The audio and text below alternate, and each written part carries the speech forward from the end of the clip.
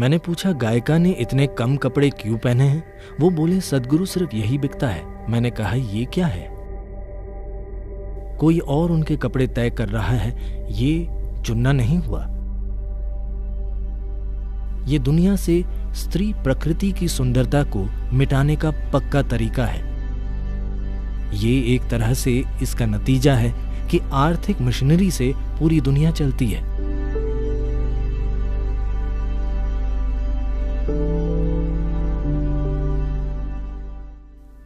आज के कार्यक्रम में आने से पहले मेरी 13 साल की बेटी मुझसे पूछ रही थी, क्या मैं एक सवाल पूछ सकती हूँ? मैंने कहा बिल्कुल। तो ये उसकी ओर से है। समाज में रचे गए इस पूरे स्त्री पुरुष मामले को उसने उठाया है जिससे वह प्रभावित है, और उसने कहा, मैं जानने को उत्सुक हूं कि क्या आज के युवाओं के लिए अगर कोई सलाह हो तो वो क्या होगी। देखिए, लिंग एक व्यक्तिगत चीज है। माफ कीजिए, मैं बहुत ही बुनियादी शब्दों में कह रहा हूं। प्लीज।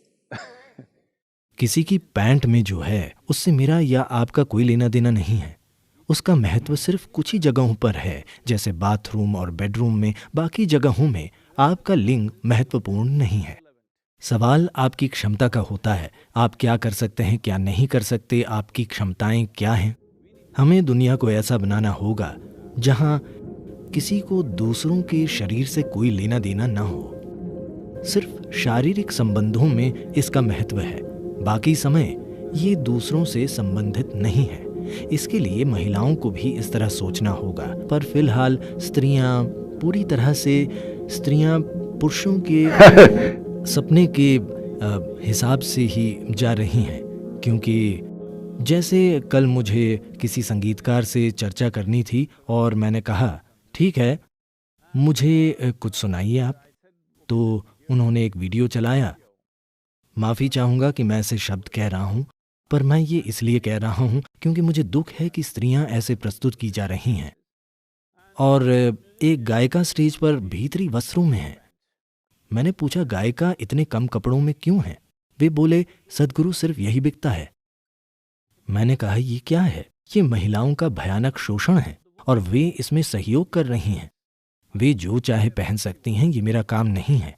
पर अगर वे उसे सिर्फ इसलिए पहनती हैं क्योंकि वही बिकता है, तो ये समाज में सही नहीं है। ये उनका चुनाव है कि वे क्या पहनना चाहती हैं, पर यहाँ चुनाव उनका नहीं है, कोई और तय कर रहा है। ये which is not choice at all. चुनना नहीं हुआ। तो युवा लड़के और लड़कियां ये दोनों के लिए महत्वपूर्ण हैं। उन्हें ये स्थापित करना होगा कि आपका शरीर आपका काम है, ठीक है? आपका शरीर ऐसी चीज नहीं है कि हर राह चलते व्यक्ति का उससे लेना देना हो। हर किसी का आपके शरीर से कुछ लेना देना होना जरूरी नहीं। लोगों को आपकी बुद्धि से जुड़ने की जरूरत है। लोगों को आपकी प्रतिभा पहचानने की जरूरत है। सड़क पर हर किसी का आपके शरीर के साथ शामिल होना जरूरी नहीं। शरीर के अपने प्रयोजन हैं, उसकी अपनी सुंदरता, अपनी प्रकृति है, वो एक अलग चीज है। मैं ये कहने की कोशिश नहीं कर रहा कि पहनावा क्या होना चाहिए, नहीं।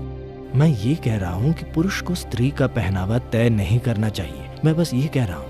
फिलहाल लगता है कि पुरुष का भ्रष्ट स्वभाव स्त्री के कपड़े तय कर रहा है। अगर महिलाओं को स्वतंत्र होना है तो इसे बदलना होगा। तो इसलिए मैं कह रहा हूं कि जैसे पुरुष की ताकत की जगह दिमाग महत्वपूर्ण बन गया है, वैसे ही स्त्री की चमड़ी की जगह भी दिमाग को महत्वपूर्ण बनना होगा। तो फिलहाल ये बेतुका लग सकता है, नहीं स्त्रियां ऐसी ही होती हैं। नहीं, पुरुषों ने महिलाओं से ऐसा होने की उम्मीद की है। स्त्रियां ऐसी नहीं हैं। मैं अपने जीवन में काफी स्त्रियों को जानता हूं। इससे मुझे साफ पता है कि वे ऐसी नहीं हैं, पर उन्हें लगता है कि उनसे यही उम्मीद की जाती है।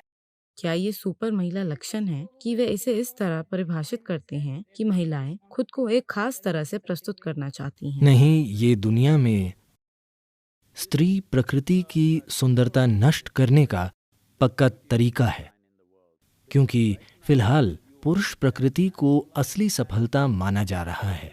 अगर सफल होना हो तो आपको पुरुष की तरह अपनी ताकत दिखानी होगी, इसे बदलना होगा, क्योंकि ये एक तरह से इसका नतीजा है कि आर्थिक मशीनरी पूरी दुनिया को चला रही है। जब सिर्फ पैसों का लेन देन मायने रखता हो तो सब कुछ एक बाजार होता है। सब इस बारे में है। देखिए, बाजार में अगर मैं कम देकर ज्यादा लेता हूं तो मैं स्मार्ट हूं, है ना? हेलो?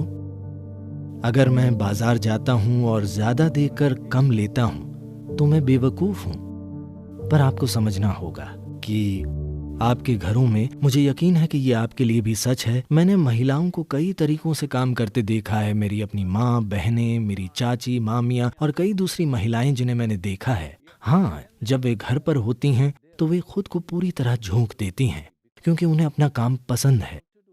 उनके लिए वे लोग मायने रखते हैं।